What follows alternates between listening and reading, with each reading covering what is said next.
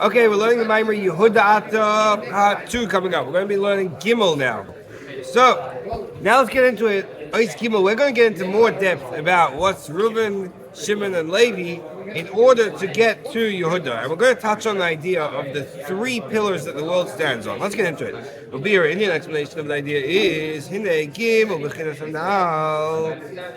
These three levels that we said, what three levels?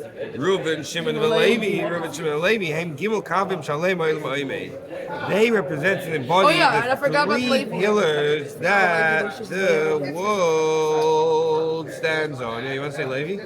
Yeah, so Levi means something with greeting somebody or like getting close to somebody else, like to Hashem or something. Ishi.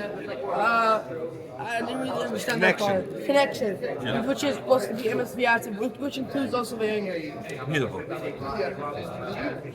So Menachem, here's the thing. You have three pillars that the world stands on. It says in Perkei Avos. Torah, Avodah, which is davening, and Gemilas Chesed, acts of kindness. The second one, so Torah, Avodah, and Gemilas Chesed. So here's the thing. Those are also including the person. You know why? Because the says in brackets, also the small world, which is a person. And like it says, Atem Kareem Adam. Who's Adam? The Yidden are called Adam. So what do we find here? That every person has these three pillars holding up their small world. Torah, Avodah, Gemilas Chesed. Torah, Avodah, and Gemilas Chesed. So we're going to have to speak about these three pillars. You guys ever heard of the three pillars that the world stands on? Two of them. So now we know. Torah, Avodah, and Gemilas Chesed. So you can see, like for example, you guys ever seen Talks and Tales? You've seen Talks and Tales. So it's a magazine for kids that was made mostly by the Rebbe they put them together as a book now. It was made as a magazine for kids by the Rebbe back in the 40s and 50s and 60s. And it was ideas to teach kids about Torah, about the Parsha, Jewish story. So over there on the front page, they have an illustration of a globe sitting on top of three like big Roman pillars. Oh yeah. There's something very interesting, and the three pillars say Torah, Avodah, Gemilas Chesed.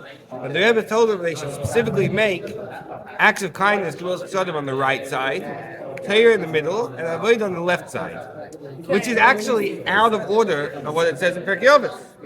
And the reason for that is that Torah is the middle part. That's represented by Tiferes. That's harmonious. It fits with everything. Avodah is the left side, which in Chassidus and Kabbalah is, like we say, that you bring someone close with your right hand and you push away with your left hand. So the right hand is chesed, is loving, is kindness, is embracing, is bringing closer. The left hand is gvura, it's being strict, it's sometimes pushing someone away. Now these right, left, and middle is actually, in what regard is right, left, and middle? Because these are three ways that Hashem relates to the world, and it's three ways we relate to Hashem. Hashem relates to the world in chesed, gvura, and tiferes. Sometimes Hashem is more openly giving, sometimes Hashem is concealing more, sometimes Hashem is taking the middle path. And we relate to Hashem through doing things like Torah, which is the middle path. We do chesed, which is giving. We go out and we give to someone else. But sometimes we need to do avodah, which is working hard on yourself. It's like a worry. You have to restrain yourself sometimes. Work hard in avodah. Why is it right, left, and middle? So you guys ever seen a map of like the Kabbalah maps? Yeah. You ever seen like a chart of the spheres?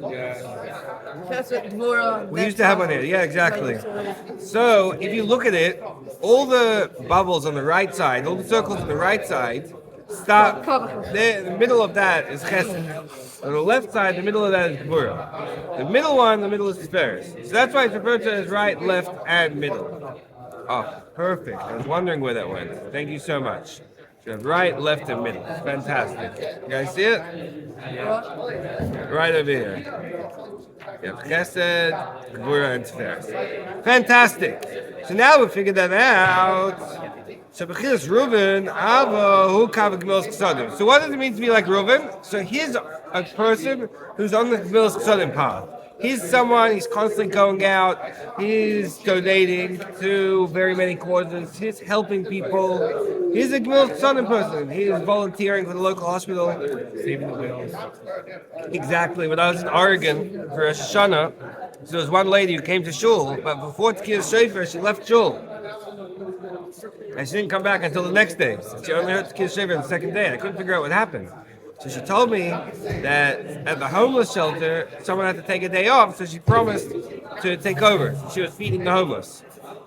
Okay, so here's someone, I guess their whole avodah.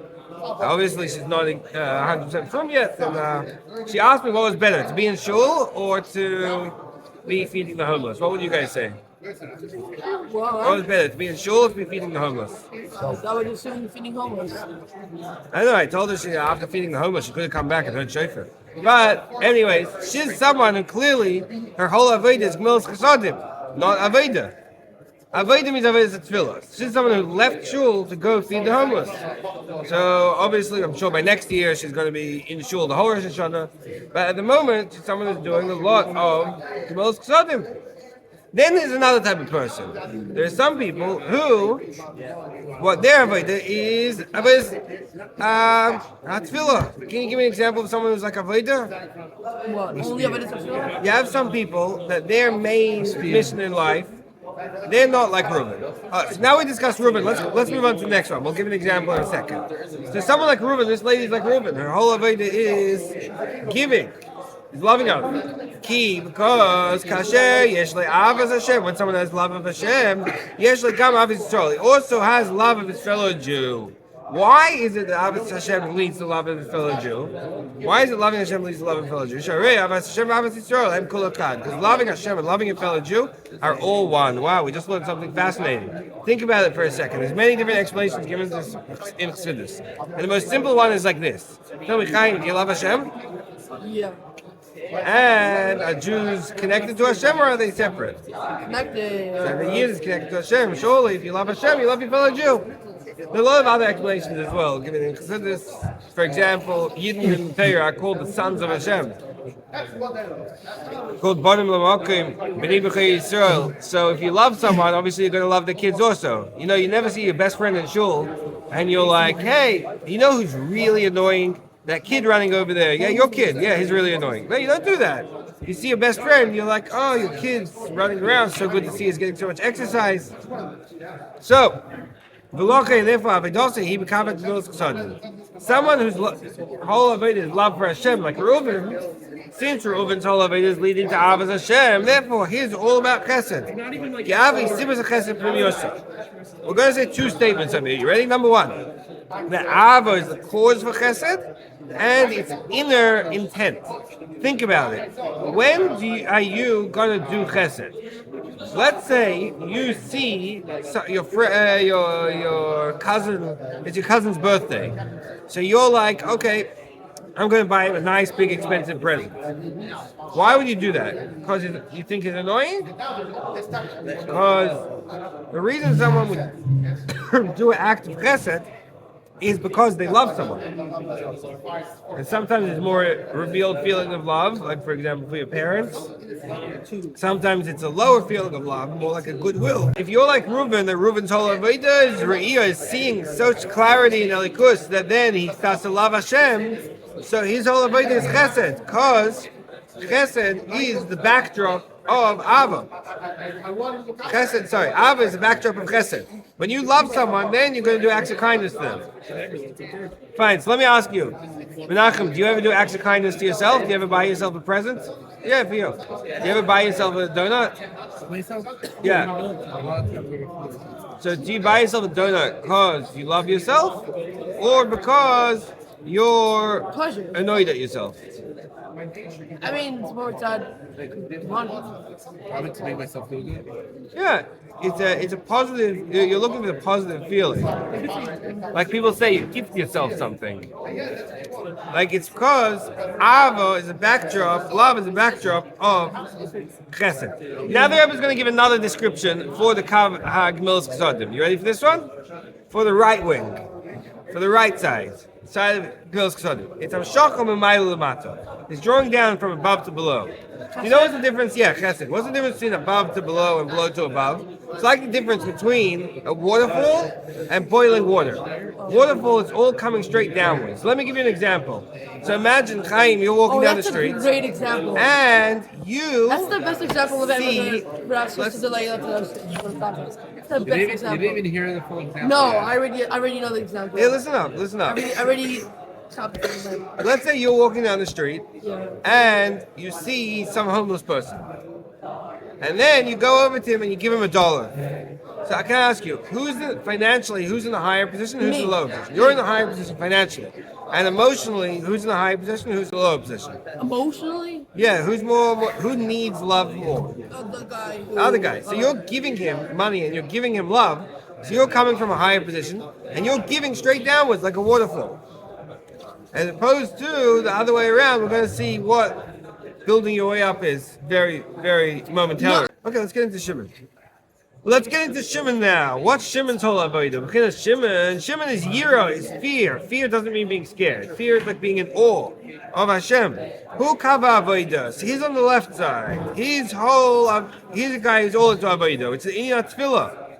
There's the idea of tefillah, which is in kava small, the left side. So let's give some examples of someone who his whole avodah is in avodah. We had the lady whose whole avodah is in chesed before. Now we have someone whose whole avodah is an example of gvura. Like for example, there was a yid whose name was Reb Nissen Nemanov, Mashpia in Berlin in France, and he was famous for he'd get up at the crack of dawn, go to mikveh, and he'd say the whole Tehillim, he'd say the whole Tanya Baal Peh, he'd sit and daven for hours and hours long. And if someone would come over, if someone would crack a joke, he's not interested in that. If someone would go and how was he mashpia? Firstly, he was a fantastic role model. And secondly, I guess when he did speak to people, the quality of what he was saying was a lot better than the quality of what a lot of other people would say. When he'd sit down to a farbrengen, when he'd give a shir, he'd say a lot of very important things because he was a very deep person. But the thing is, he wasn't so into Gvilas Chassadim type of work. Obviously, I'm sure he did a lot of good things. But when the Bochurim wanted to go off to Paris, Berwa is a little suburb outside of Paris. You have to take the D train. It's going to take you like 40 minutes on the D train, then you change over to the metro, yeah? You guys ever been to Paris? I've been to France. Okay.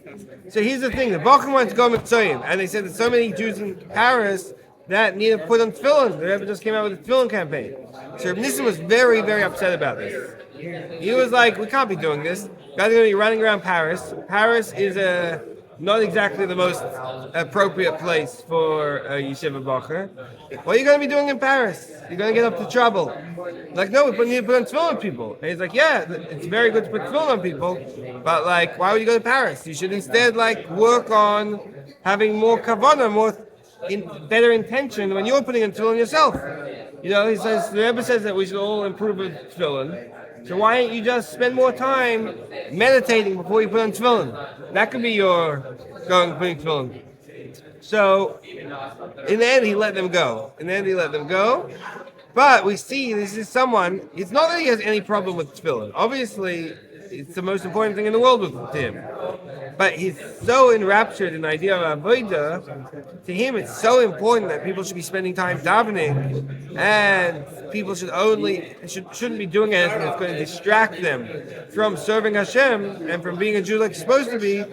So to him, it's a crazy idea to take time off from that. To him, when the Rebbe said everyone has to improve in tefillin, the only thing that made sense to him was that you should improve with how much you meditate on tefillin. By the way, the Rebbe at some point did say in a sikha that you should spend more time, like part of this is spending more time having kavanah when you put on tefillin.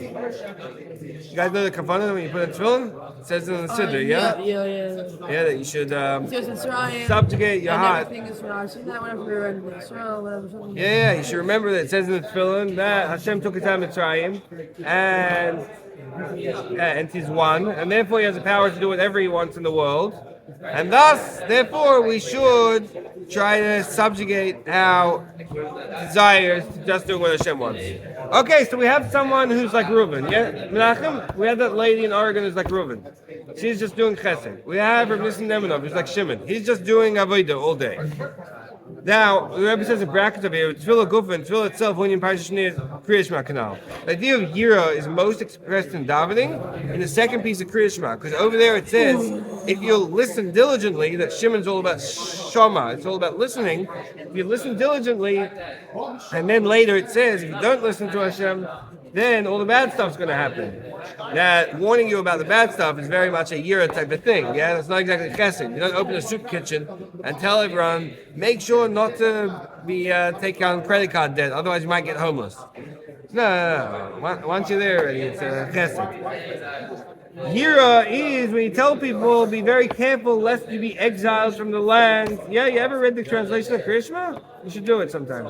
Very interesting. I mean, if someone knows Hebrew, we just understand. Yeah, more or less. So this is halom u'mata l'maylo. This is coming from below to above. So below to above is like if you put the kettle on the fire, and now the water starts bubbling, and before you know it, it starts rising upwards. So as opposed to chesed, which someone's coming to you and coming down to your level, or you're going down to someone's level, Mimata l'mayla, yira, avodah, tefillah, it's all about building your way up. Yeah, like fire, like the boiling water instead of the cold water. That you have to go upwards, like a fire that rages upwards.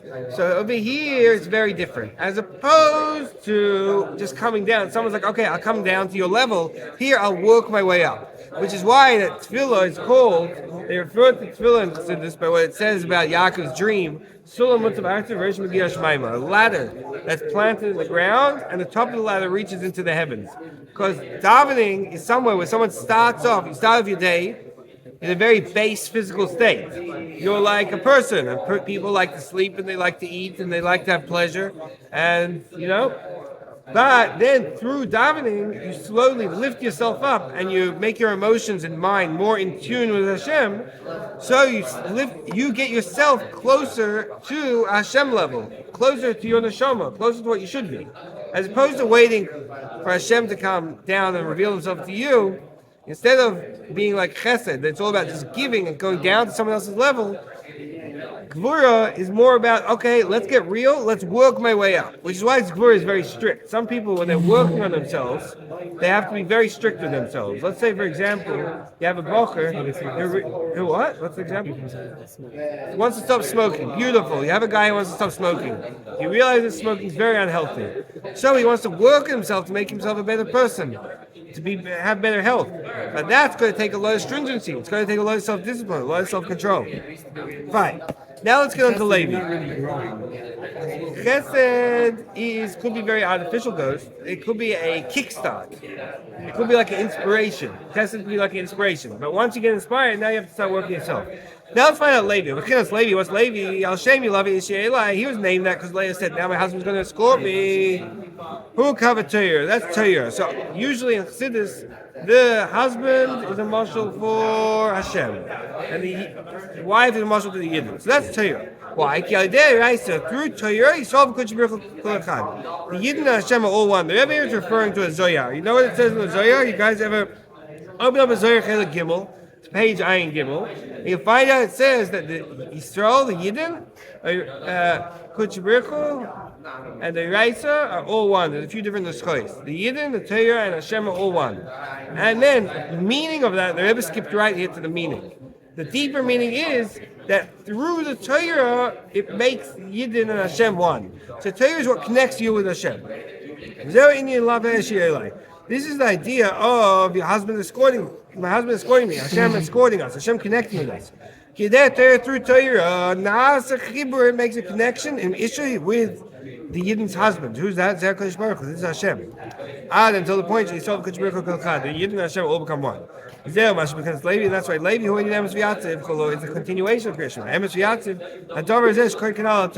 This thing, which is a Torah, when it says in davening, in the context of davening, it says this thing is true and good and correct. What's this thing? It's a Torah. So after you have your feelings, like Reuben, you have all your feelings of love to Hashem in your davening, and in the beginning of your day.